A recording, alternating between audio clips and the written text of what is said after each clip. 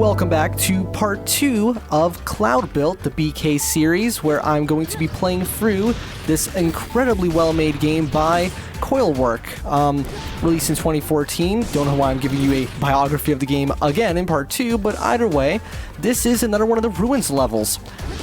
It's pretty much just a more elaborate version of the last one we did. Again, we're going to be going through a couple different theme stages. These are probably my favorites, though, honestly, aesthetically. I've already talked about how big of a fan I am of this kind of look, and before Sonic Frontiers came out, even though it does have this kind of thing going on as well, but it's very different. This is very cel-shaded. I've seen some people call it, oh, it looks like Borderlands. No, cel shade does not Borderlands make, although it, admittedly, some of the more cyberpunky sort of stuff going on in the game, like this, yeah, I gotta admit, it is a little Borderlands-y, but either way, we're going to keep making our way through, and I really enjoy games that make you think about how well you manage an active resource that is not, like, super arbitrarily limited, as in, here, it regens over time, right? But it basically keeps you from being a god. For as fun as it can be to abuse these kind of mechanics and just totally break a game, it does force you to think very creatively as to how you approach certain situations. And this kind of level design is absolutely ace. Like, this is really well constructed, really fun. You never really stop to think about it, and that's how you know it's really good, when you're not thinking about it. Although I don't really find myself using the portable checkpoints super often early game, or even late game, because I get really complacent, like, oh, well, what if I need it a little bit later than that? Typically, when you have that kind of thought, just use it, to be honest. I'm not going to be using them too often right now because, I'm very early on in the game right now, and you don't really need them at all. Like, look, I can just kind of run through. I'm not great at this game, honestly. And you don't have to be amazing at these kind of games to enjoy I keep calling it by a developer's name. No, to enjoy Cloudbuilt. And it's not to say it's like, oh, it's dumbed down, approachable. It is approachable, but it still requires skill. Don't get me wrong, the later levels will absolutely kick your ass, but as you can see, boom, we're already done with this level before I was even finished with my sentence, And there you go, we're gonna get a couple more lines of monologue from our character, and I'll see you guys with the next stage.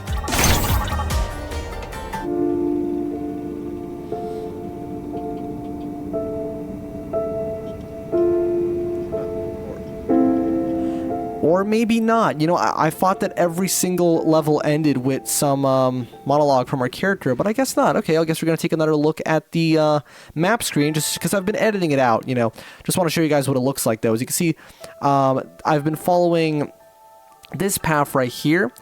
Later on, we're going to do one of these stages, and then we're going to do one over here. But let's do another Ruins level. Maybe this one will give us a little more insight into the story, because I don't know, I'm quite interested in this this little world the developers have created, like it's all told, almost no show, but I feel like it's very effective, and it's probably because they knew. Maybe they wanted to tell a really elaborate narrative visually, but they realized, fuck, we can't afford to do that, so let's just make a really fun platformer with some limited assets. You don't really get a lot of visual variety in terms of the texture work and such, or the models. But at the same time, we can still tell that plot just through the character. We can still afford a voice actress after all. And this water looks really nice. It gives me some, like, Sonic and Sonic and All-Stars Racing vibes transform, The water in that game had a very similar look. So I don't know, we're just going to keep making our way through the second Ruins level we're doing for this episode. We're going to do some more stages that are different. And yeah, look at that. I just realized this is actually the Sky Sanctuary. Holy shit. Yeah, it just hit me. This is just Sky Sanctuary from Sonic 3, except, the kind of thing that they could have never even thought about doing for Sonic Generations if they wanted the game to appeal to the console market, That's why PC platformers can often be so different, because, mouse and keyboard, right? Like, it's not like it's impossible to get similar levels of precision with an analog stick, but there's often a lot of assistance involved, which just kind of stops the game from being able to be this elaborate. And I just realized I'm gonna die. Yep, and are we all the way back to the start of the level? Yes, we are, but you know what? That's okay. For one, it'll stop these episodes from being ridiculously short, because these levels are not that long. Truth be told, if you're really good at this game, you don't need a lot of time to play through these stages. Honestly, I just suck. In fact, we might be doing some cutting. For now, I'm going to try and keep this fairly minimal in the editing department. just because, you know, you really have to immerse yourself in this, like, I don't know, like this fucking, these ruins in the sky. This is like one of my favorite cliched game aesthetics out there, you know? And combined with this sort of gameplay, this is just like right up my alley. You know, when I saw this game, I was just browsing through Moby Games, looking for a game to do a series on, because Focus on B is easy. I could just go, oh, I can fuck around with this for 20 minutes, 40 minutes or whatever, and just leave it at that, you know? But with a series, I have to commit. I have to know that I'm gonna enjoy every second of this. And wow, I am enjoying every second of this. I have enjoyed it because I've played this game before. I mean, like, I got it like a few days ago, you know? But ever since that few days ago, I've been totally hooked on this shit. It's such a fun platformer. But it doesn't feel platformer-esque. It feels more like a third-person action game that just happens to be focused on platforming mechanics. And it doesn't feel gimmicky in any way. It feels very natural and authentic and smooth. I've already mentioned just how smoothly this game plays and runs, of course. It's not a super demanding game. Yeah, it's just getting my glowing recommendations. These first few parts have been nothing but just be gushing over the game. And that's because I want to be careful not to go too off topic. I have a very bad habit of just digressing into like, hey guys, you played this utter game that has nothing to do with what's going on screen? And to be fair, when you're just kind of platforming around, there really isn't that much more to talk about. It's why a lot of YouTubers will use footage of stuff like, remember like the Counter-Strike Surf era of YouTuber? You know? Those kind of guys where they would just have I mean, some people still do that. Or like, you know, now we have like the Minecraft parkour and utter, like just this kind of shit. It's very hypnotic to look at. But because of this game's very carefully crafted, carefully crafted, I'm not sure if that's the right word, but a very tastefully presented and very subtly shown narrative, and by shown I mean mostly told, as I said earlier. Not a lot is shown to you, but a lot is told, and I think it's fine in this case because the gameplay is so strong that you don't really feel the need to see all of these things that she's talking about. It's more so the matter of, I love this game, and hey, there happens to be some interesting stuff going behind the scenes, you know? If it was a more action-focused game where you are going through these stages that are specifically meant to showcase set pieces as part of a world, then yeah, sure, it might be an issue that it's doing a little too much telling rather than showing. I can think of a few games that have done that kind of stuff, and, you know, they shouldn't have. But here, no, it's totally fine. I think this game balances its incredibly well-done platforming with... Oh, for fuck's sake, I messed up again. No, I can save this. I knew what I could say. Let's just... It's a little overkill to put a checkpoint here, but let's do it anyway, just to, you know, make 100% sure we can get to the end of the level just fine. Let's see, are we going to get some more dialogue or monologue from our character or not?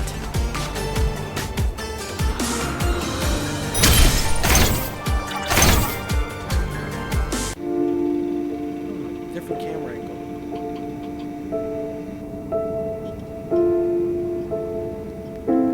Huh, not again. That's interesting.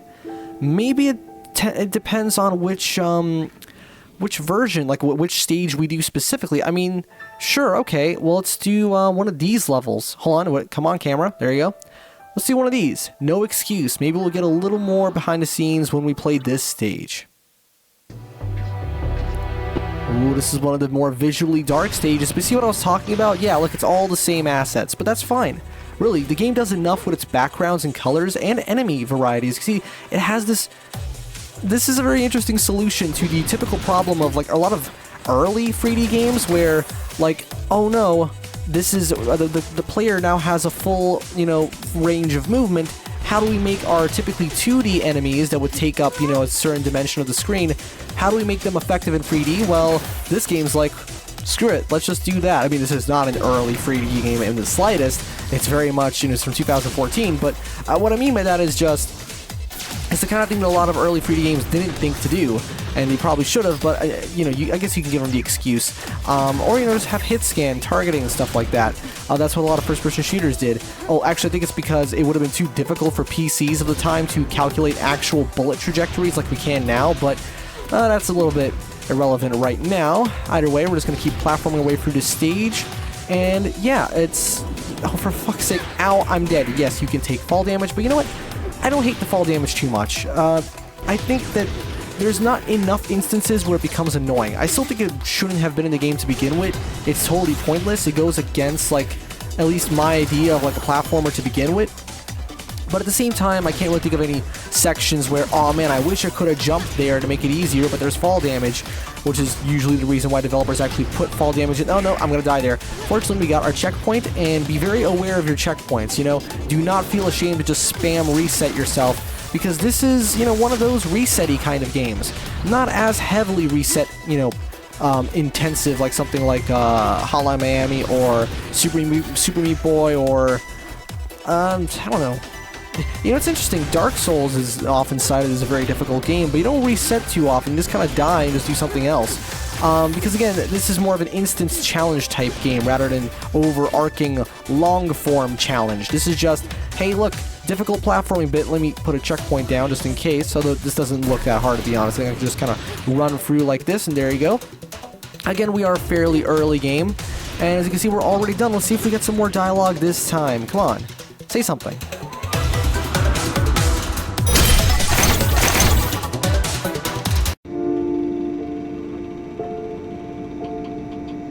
We never had a chance to succeed.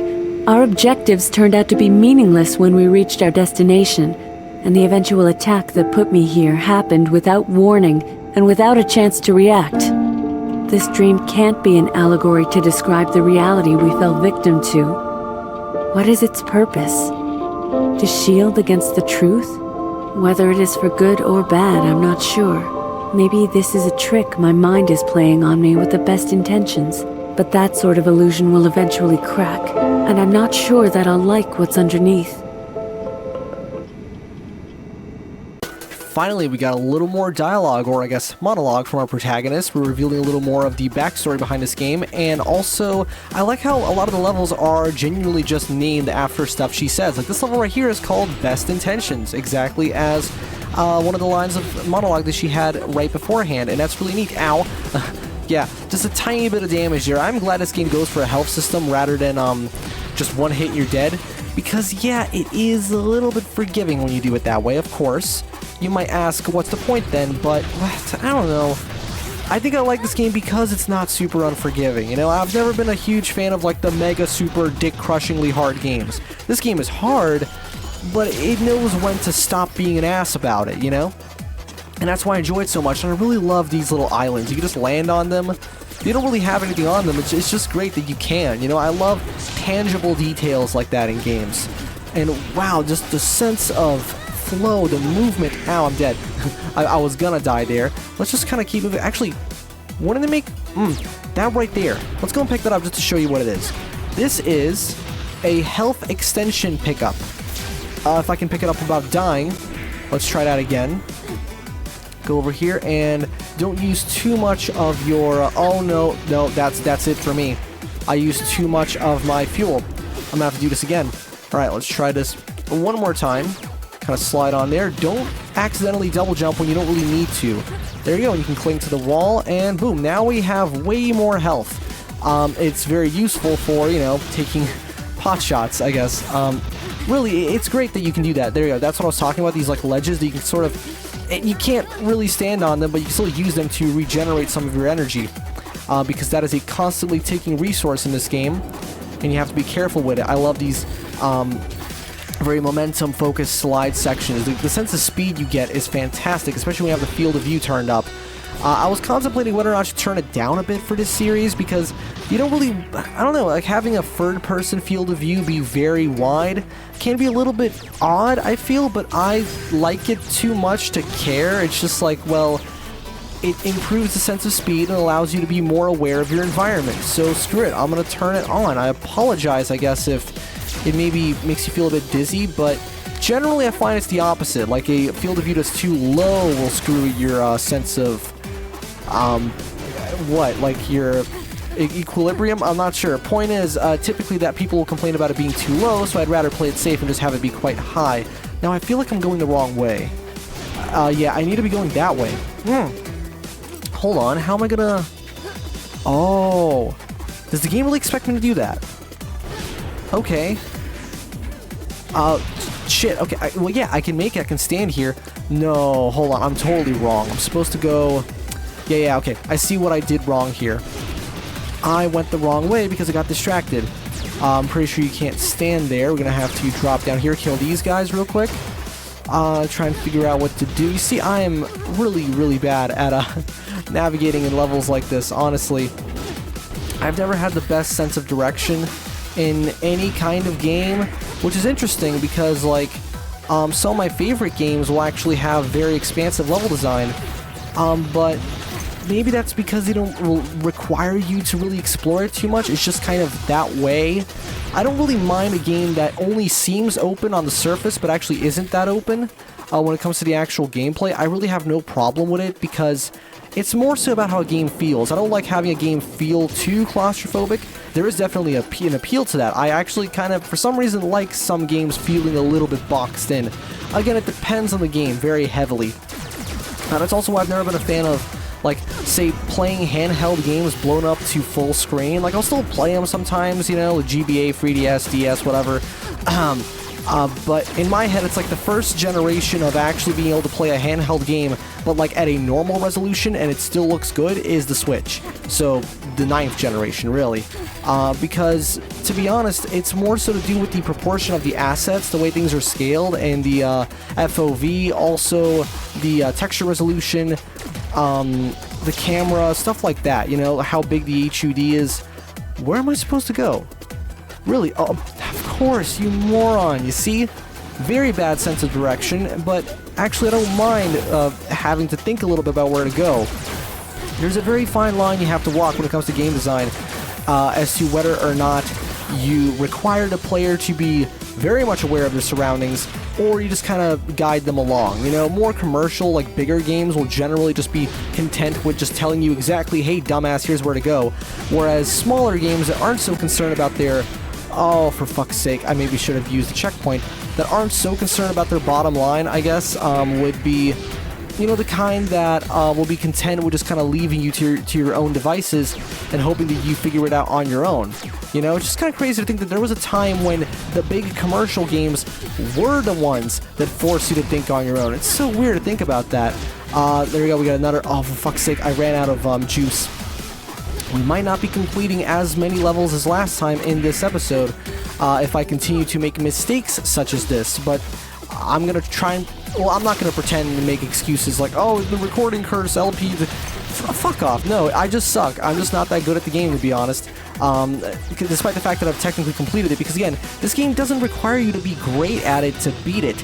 And I do like it. That is part of its appeal. The fact that it's not so up its own ass about its difficulty. It realizes that, hey, games are supposed to be fun, and you usually have fun when you feel like you're doing good. At least that's how the human brain works generally. What if I go here? Ooh, okay. Nice. That's fun. That's really cool. You feel really smart when you figure stuff like that out. Oh, come on, go away. At least they're not hit scan. They can, you know, they just shoot these projectiles you can actually avoid. We're just going to keep moving our way, making our way through the level, and it's really cool. Really, it's interesting how this level is so much brighter and more colorful compared to the levels that would typically be in this tier of the game. Because again, the game is set up into different, like, subplot lines, if that makes sense. Each one addresses different parts of the story, which is really neat. And they're all split into, well, actually, no, they're all about the same difficulty. Okay, let's use the checkpoint. Come on, let's not be a hero. Let's just use the checkpoint. And there we go. Make it through. Take a fuck ton of damage, but that's fine. You're going to want to be pretty careful with your dash jumping, though, because it drains your energy like nothing else. So don't use it too much. You're going to want to be modest with how often you dash jump. Come on, there you go. Don't. No, I got hit there. Come on, there you go. Dash jump here because you have to. How do you time that? There you go, that's how you time it. Jeez. So what I did last time for this section, because I didn't know you could, like, destroy those walls using your blaster, you know what I did? I did this. I went around like that, and somehow I made it through. And should I try and do it again just to prove that it's possible? I can't believe I pulled that off, you know? Oh, shit, I would have made that one if I had collected, because I did collect it. Hold on. Try it again. Do this. Use as little of your, there you go, there you go. And make it, yes, I told you. You don't even have to use your blaster. Nice. Let's see if we got a little more plot.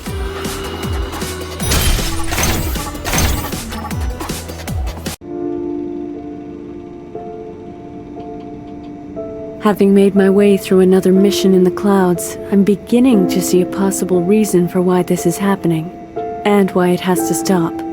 It may be the reason the medical staff asked me to retain mental stability, so I wouldn't get caught up in what is effectively the fallout of a traumatic experience. One of the last things I remember before losing consciousness was how helpless we felt. This was not just me.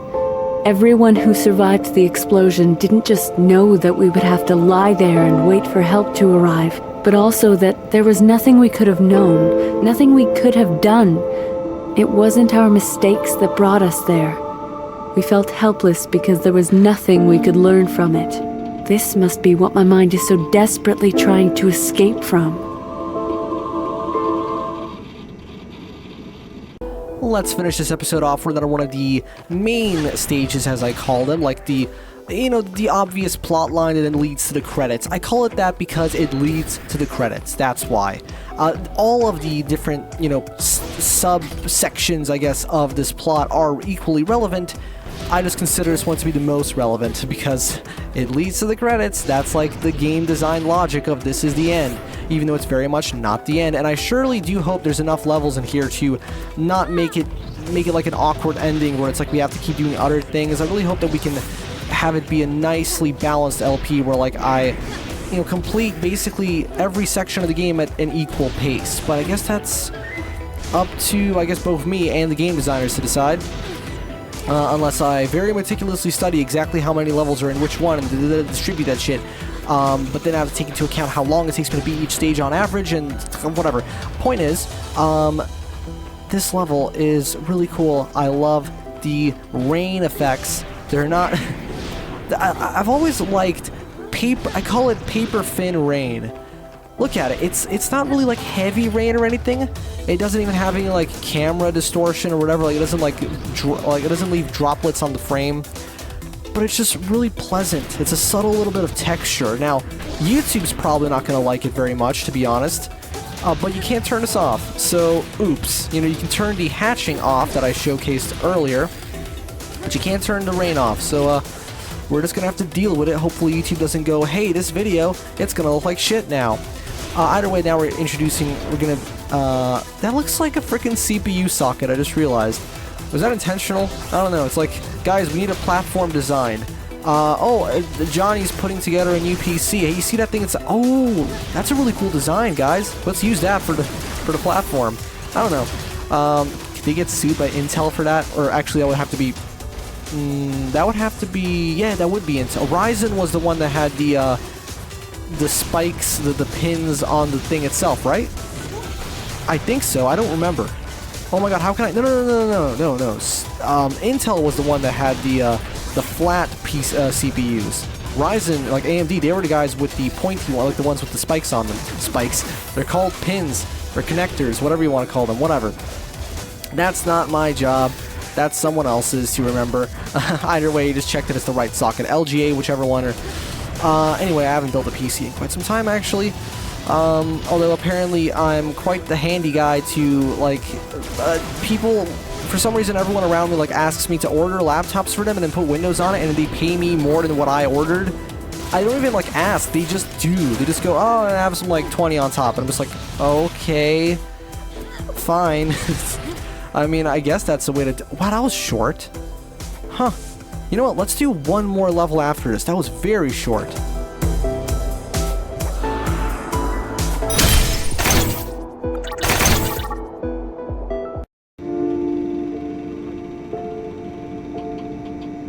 I think I can put my finger now on what lives in these visions that the war lacked. Progress. Every step along the way brings me closer to something. It certainly feels like what I need right now. Clear goals and the means to achieve them. When I eventually wake up, resting and recovering will be the last thing on my mind. I haven't dared to think it before now, but it's possible that this environment is preparing me for what is really ahead. The question is whether this is a metaphor or an actual window into the future. Alright, let's actually end this episode this time with another one of my favorite ruin levels, or ruins, or floating islands, or whatever. I love this aesthetic. I've already said this many, many times. Yeah, so we're going to be ending it with this one instead. We may or may not get some audio at the end, like some monologue from the character. Maybe we won't. Maybe this is the section of the game where they go a little lighter on the story. I'm not exactly sure. You know what I forgot to mention? That you can hit tab to... No, I didn't take damage. You can actually hit tab to change how the camera is positioned, as you can see. I've never really, played around with this too much. No, actually, when I started playing the game, I had a really hard time adjusting to the fact that it's not centered. But either I just adapted over time, or it's because I've got the camera pulled way back from the character, and I've got the FOV turned up as well. So it's not really that much of a... it's not quite as noticeable as to exactly where it is. I don't know why, this game has no center option. I get that it's more common for newer third-person action games to have the camera off-center. I get that, we're beyond the days of having it be right in the center like how some games used to, but it's just, I like it centered, okay? Why don't you give me the option, developers? Maybe there's a way to, do that by tweaking, I don't know what engine this is in. It doesn't feel like the Unreal Engine, but it doesn't feel like Unity either. It can't be Unity. I don't know. We'll just have to look it up on the PC Gaming Wiki, of course, but there's probably some way to do it. Maybe there's a mod for the game. I hope this game has an active community because it's very, very well made and continues to receive support from the developers. So, naturally, that kind of should breed, a very creative player base, not to mention it has custom levels, so you can... I guess you can, there's probably a level editor, so I really need to stop rushing so bad. So the problem is, I keep just gunning ahead, completely forgetting about the fact that you have a limited supply of fuel. It's the one thing I keep emphasizing in my commentary, but I'm I don't actually pay attention to it when I'm playing the game. See right there, they place those strategically so you can keep going without stopping, but then I miss them because I'm trash, and so I have to keep doing this. There you go. Now we can continue moving forward. Look at that. All the way off in the distance, that looks really cool. I don't think that's actually any real tangible terrain. It's just kind of there as a background thing. But either way, it's I just love looking at this stuff. A game's presentation has such a bearing on how much I enjoy playing through it, which is such a shallow thing to say, but it's true. I'm probably going to talk about this more in the next part, because we're at the end of the level. So I guess I'll leave you guys with maybe some more audio from the character, maybe not, we'll see. If there's a minute after I end the video and then the video actually isn't over, that must mean that there's a little more audio. So you guys will know before I know. But either way, I'm going to see you guys with part 3 of Cloudbuilt. See you then.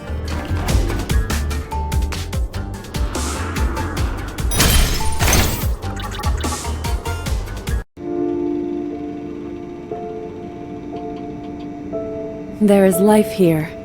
Vines cling to these remains. Grass grows on them. It's not just repairs that are happening outside right now. I'm in the process of healing, body and mind. I doubt this path is a way for me out of this dream, but there are still things to be learned from visiting the ruins. They are not sacred. This, what is happening to me, is what we humans do. When buildings crumble, we rebuild them. When people are destroyed, we rebuild them too. Maybe, eventually, the new structure will be so overgrown that I won't be able to tell it from the old one, if that is what I want.